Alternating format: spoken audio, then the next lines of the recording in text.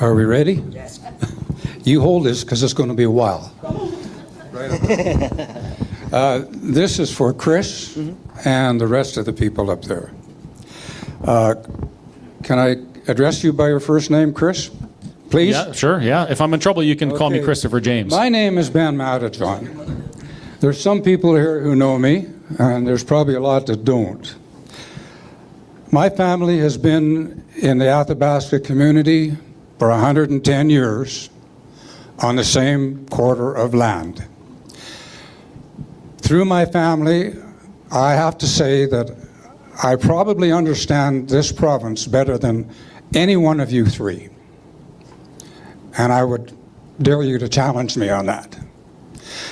I have read, Chris, I have read your booklet, Let's Talk, front to back, many times. And I'm here to challenge you and everything that you and your people are promoting. On everything? Everything. Okay, it is a long question. Even your last page of your booklet, which contains all the articles, the various budgets, polling, statistics, etc. That's fine.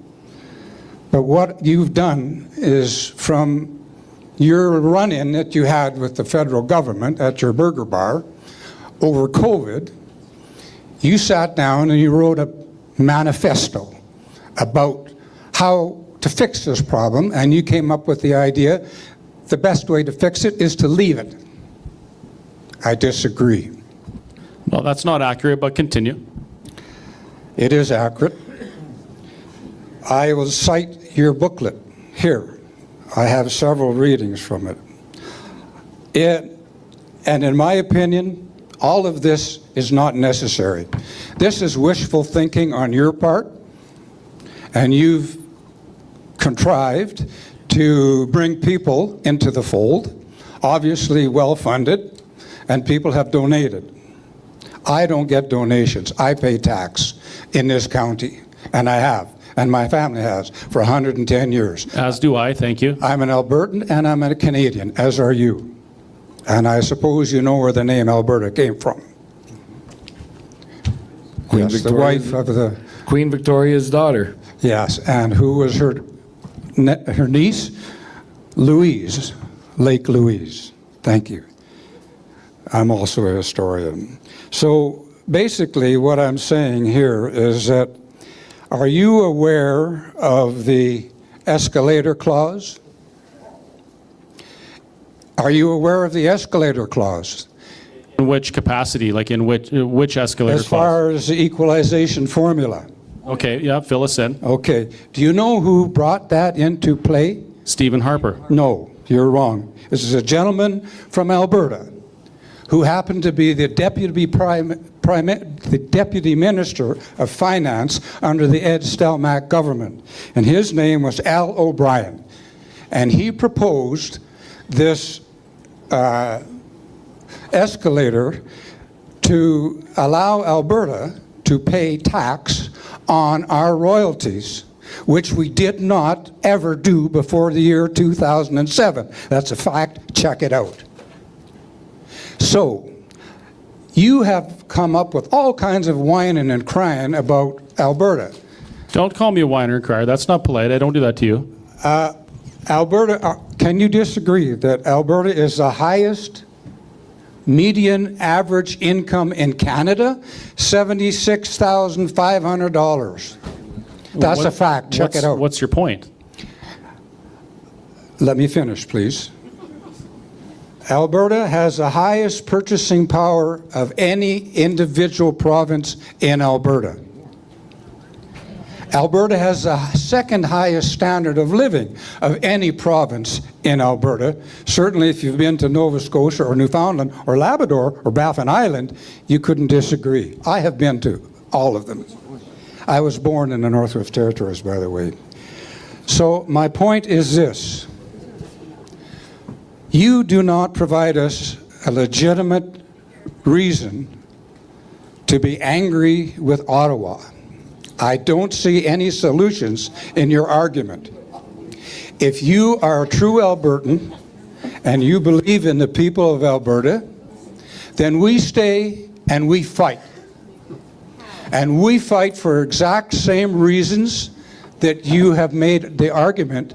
And your arguments are basically saying, yeah, we need to fight and stay in Canada, and we should be treated fairly.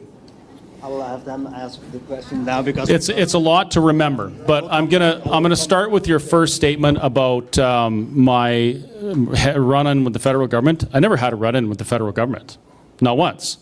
My issue was with the provincial government. This has nothing to do with that. That's another fight. I stood up against what the government did, and I believed it was wrong. That motivated me to start learning some things. And in that journey, I learned some things that have brought me to the conclusions that I have today. So a lot of the things you mentioned, like the escalator clause being a Ed Stelmach thing, sure it is. And Harper's government reviewed that, and they made some changes as well. I'm not arguing that fact. At no time during those things did Alberta have opportunity to stop that. That's what I'm getting at. Now, me saying that I believe that if I'm taxed, doesn't matter if I make the most money. Alberta has a very high average wage, yes, because we work hard, we work more, we have a younger workforce, we have a resource-based economy, and we have a lot of oil. So yes, we're going to make more. Whether we make more or less doesn't change the fact that the government shouldn't be taking money from our pockets and not giving it back to us in services. It's irrelevant how much we make. If somebody works hard and they make more money, more power to them. I hope that you make all the money in the world. Now, with your saying that I don't, that you understand Alberta more than I do, maybe. Maybe you understand Alberta 15 years ago better than I do. Because when you start talking about quality of life, I think about my kids. So my kids are in their early 20s now. And when I was in my early 20s, I was coming to Alberta because of opportunity. I wanted to be the highest median wage earner in Canada, so I came to Alberta. And I started working and I prospered. And I was able to do things. I could buy a car, I could pay my insurance, I could get a house, I could do all these things and spend money on stupid, ridiculous things that if I hadn't, I wouldn't be here because I'd be retired probably a long time ago living in a tropical place. But now my kids, the quality of living that you're talking about may exist in people my age or older because of the things we've done in the past. My son pays $5,000 a year for car insurance. My children have to live with 3 or 4 or 5 other people to be able to afford a house. Our groceries cost almost exactly double today that they did 15 years ago.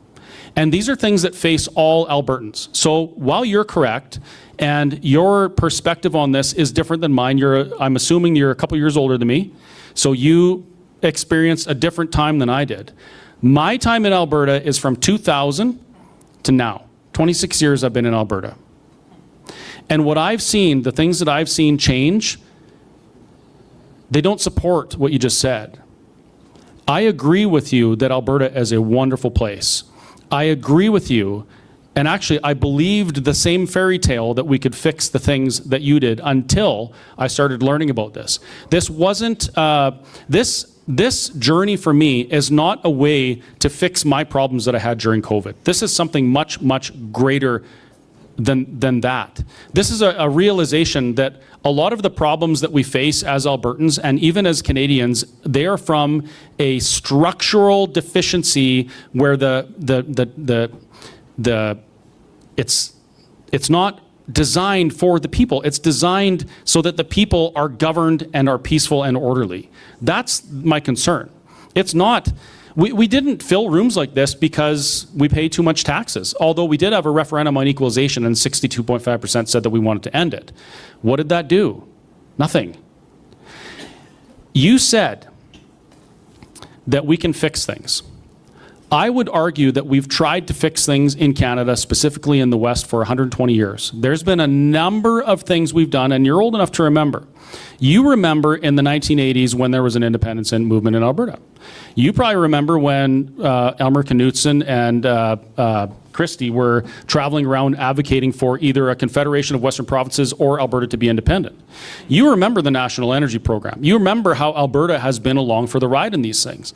You must remember watching Preston Manning build the Reform Party in an amazing way, coming from nothing, with the slogan, "The West wants in." We want to fix these things. And that's where I started too. My hand always went up when Dr. Modry said, who here in this room wants to use a referendum as leverage to fix the things within Confederation so we could stay in Canada? I put my hand up because I want to fix things. Then I start learning about how we tried to do these things before. Well, the Reform Party is the greatest example of that. The biggest Western political movement the country's ever seen, advocating not for leaving, not for abandoning ship, but for fixing things. We want a seat at the table. What do we want? We want a Triple E Senate. What do we want? We want proper representation. What do we want? We want elected Supreme Court justices. The Confederation shot every single one of those down, and the Supreme Court actually ruled that we will never have an elected Senate. Never. So when Alberta tried to fix things, that was the best example. When we tried to fix things, the federal government just said no. They said, no, we're not going to do it. Then we have Stephen Harper. He's elected as Prime Minister after penning the firewall letter with Ted Morton and a few others. And the firewall letter has some things in there that would fix the problems, a lot of the problems.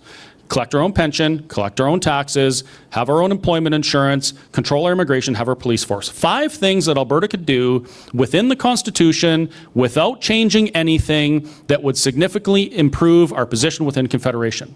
Stephen Harper was elected as Prime Minister. Not one of those things was done.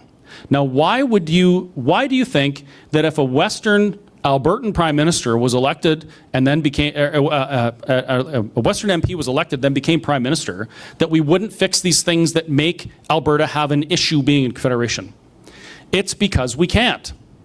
Stephen Harper didn't do those things because he knows that this country isn't designed to advocate for the West. Clifford Sifton said it, it hasn't changed since.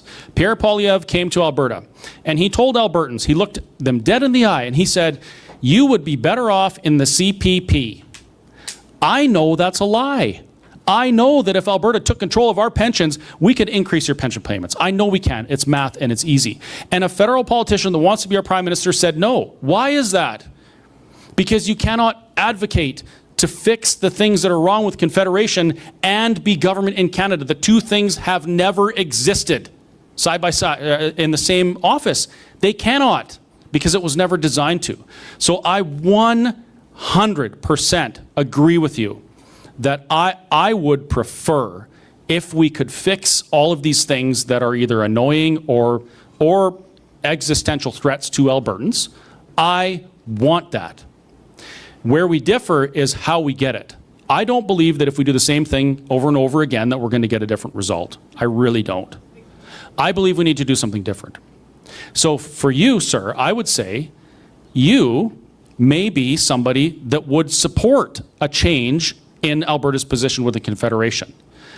I might have a different opinion on how to get there. I say we take control of everything we can and we get the leverage so when we're negotiating these things we can. Because there's 2 times in Canadian history we've tried to change things, Meech Lake, Charlottetown, and they both failed. Why? Because there was never any leverage. There was never leverage to get the things done. If Alberta answers yes to this question, that would open the door to the conversation. Under the Clarity Act, a yes vote in a binding referendum would lead to negotiations with the federal government and the other provinces. The following words are critical to remember. The following words are, which may lead to secession. So no matter if you believe in a sovereign independent nation of Alberta like me, or you believe that we need to fix the things here in Alberta and within Canada so that we can exist as a unified Canada. The path is likely the same. We need to negotiate those things from a position of strength that we've never been able to before, and that's what this is about. My issues with the government are completely beside the point. I'm over that. I'm suing them, but that's another story. What this is about is an opportunity for Alberta to be the first province in Canada to have the leverage to change these things, okay? Your last statement actually proves that we're closer together than we are farther than apart. Because you said we need to just keep fighting. Well, you know, you need to take a look and dive into the Constitution. Because in order for us to make a bunch of changes, there's a bunch that we can do without, but to make fundamental changes, It's almost impossible. Let's take equalization. Equalization is now embedded as of 1982. Before that, it wasn't, but as of 1982, it's embedded in our Constitution. So there's 7 provinces that benefit and 3 that are either net getting back. So out of that, if you have to have 7 out of 10 provinces with one of those provinces having to be Quebec or Ontario because it requires 50% plus 1 of the population. So you have to have 7 provinces plus, and one has to be either Quebec or Ontario. You're never going to get that passed in a constitutional conference. And so you want to make any changes. The requirements for doing that are impossible to meet, because not only do you have to do, let's say by chance you've got that 7 out of 10, and let's say it was Ontario that it came on board and we got that passed. Now we go to the House of Commons. We have to pass the House of Commons. Then we have to pass the Senate. Then we have to pass the Supreme Court. Then Quebec has a veto. It's impossible to make the changes within Confederation. Mike. It's impossible to make the changes within Confederation. Our only hope is through independence to make those changes that we need to make. Because the Confederation, since the beginning, since the Alberta Act, has been stacked against us. And that is the only way. I don't consider it whining to look at the facts. And the facts show that it is not physically possible to make those changes within Confederation. I'd like to have just a second here. I really appreciate your last comment, we need to fight. And I would suggest that maybe that's some novel thing that we haven't been doing before. We need to fight. I don't know how we're going to fight, hopefully not with bullets and bombs. But I want to read something for you. The only things I would like to call your attention to before you retire to deliberate are first that the House of Commons, Senate, and ministers of the Dominion, and who make laws for this land and govern it, are no representation whatever of the people of the Northwest. Second, whatever the people of the Northwest, that the Northwest Council generated by the federal government has the great defect of its parent. In other words, they're exactly the same. Third, the number of members elected for the council by the people make it only a sham representative legislature and no representative government at all. Any idea where that comes from? That's Louis Riel addressing the jury that's about to deliberate on his guilt when he was charged with sedition and treason and then subsequently hung. That was in 1885. So tell me, was he fighting? Seems to me he did. He actually used bullets and bombs to fight. What changed? He got hung. I appreciate you say fight, fight, fight. My wife and I lived our retirement in a beautiful, very large house on the beach in Mexico for a decade and a half. Then along came COVID, and I had a bunch of kids who were employed in the oil patch. They lost their jobs. They were struggling. A couple of them lost their homes. So we packed up our beautiful home in Mexico and came back to help our kids. I don't benefit from anything that's going on here. We could have independence the day after tomorrow, and it wouldn't benefit me one little bit. I'm doing this because from 1885, one of my old ancestral family members suggested that the federal government and the government of the Northwest Territories didn't give two hoots. You're related?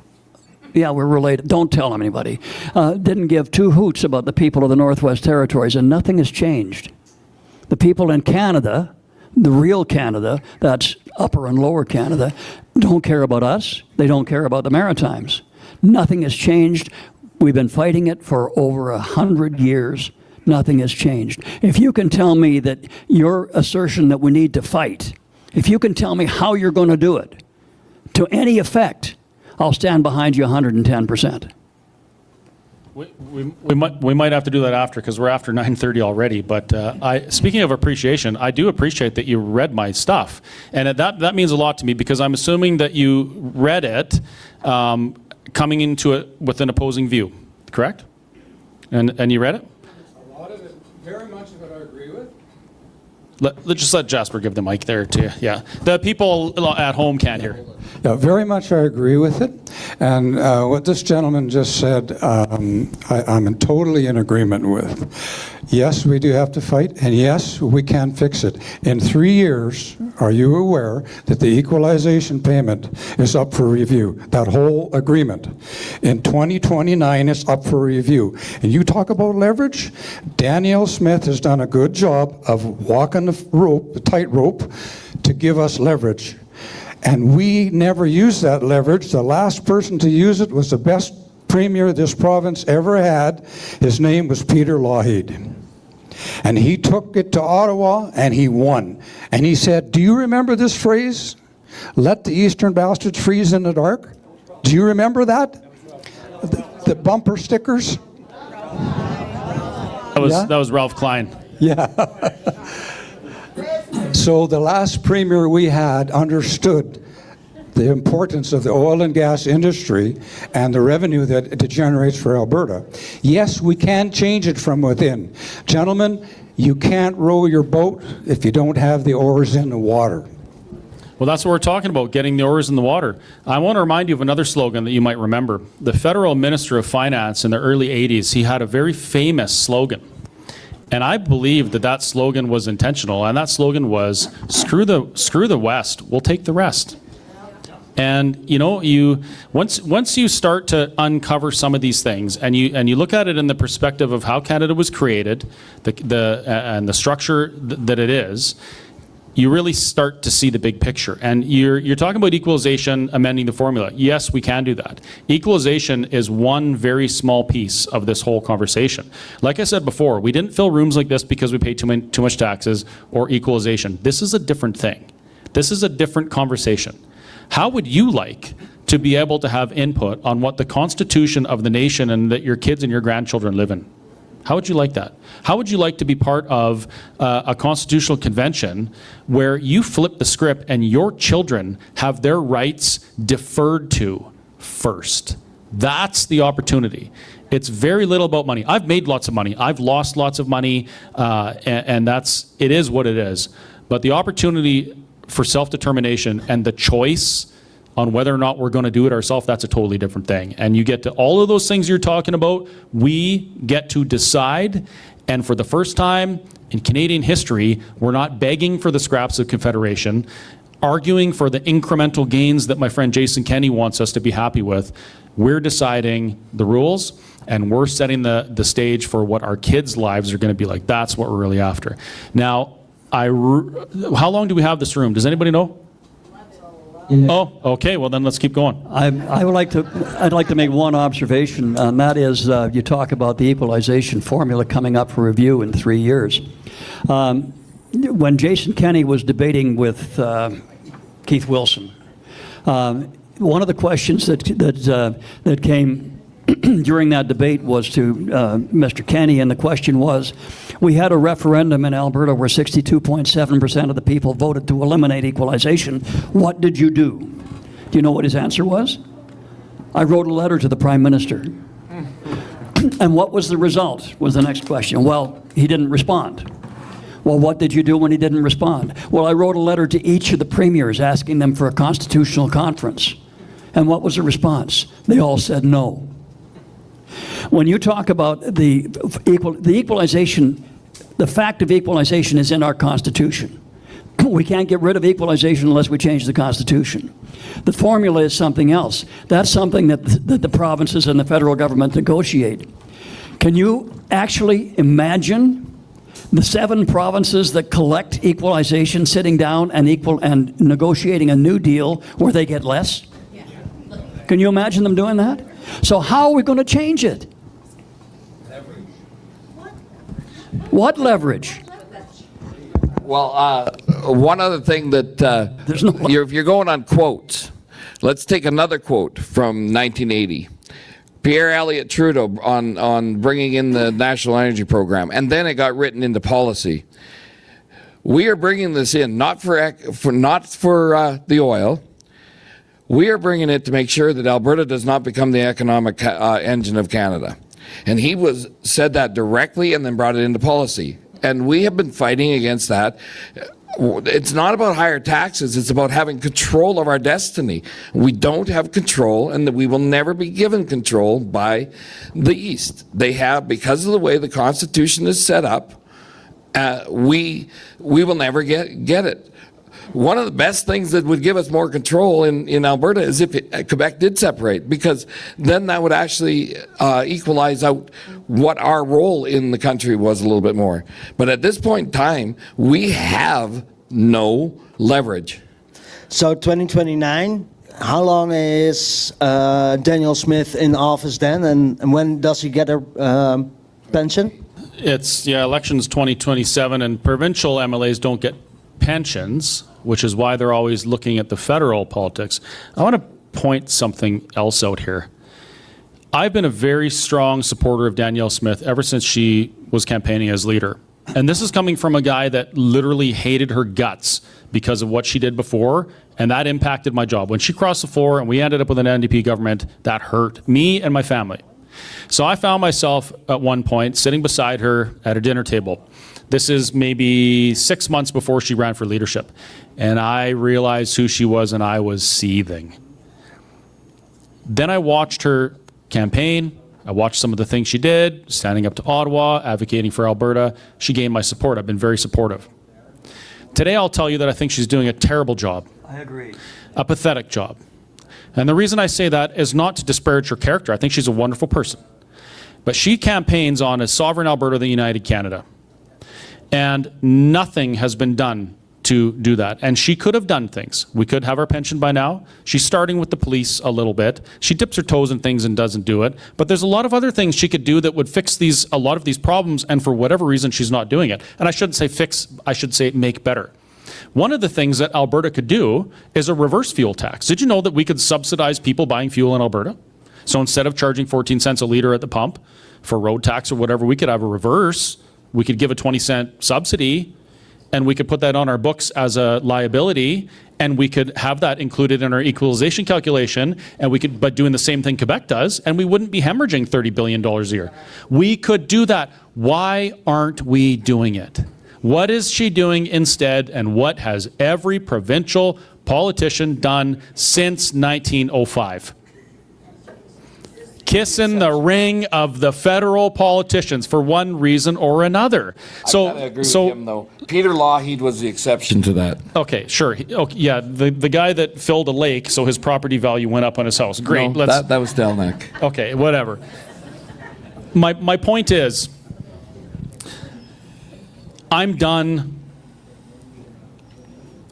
looking for politicians to save us from what's happening. We have to do it. Because it goes the same, it's a broken record. It goes the same way every time. They make all these promises, we're going to do these things. Hey, Alberta, if I can't fix these things that you want fixed, then you are the answer, and independence is the answer, and you need to have get the referendum on the books. And then they don't do it. And so, you know, when I hear people say, oh, she's doing a good job, I got to ask them, is she? Because what is different in Alberta today, besides some interesting policy things, than it was 3 years ago? We haven't gotten any closer to sovereignty or prosperity than we were 3 years ago, and it appears as we aren't, because now she's agreeing to do carbon capture projects that Albertans have flatly spoken out against, specifically at the AGM, the pathways thing, increasing our industrial carbon tax by 600%. So we could have the conversation about applying for a couple pipelines. Like these are reasons why I'm completely jaded with politicians, and now I'm looking to you, sir, to be part of this instead of them. And I think until we get on that, until we get onto that, like realize it's our job, I don't think anything's going to change.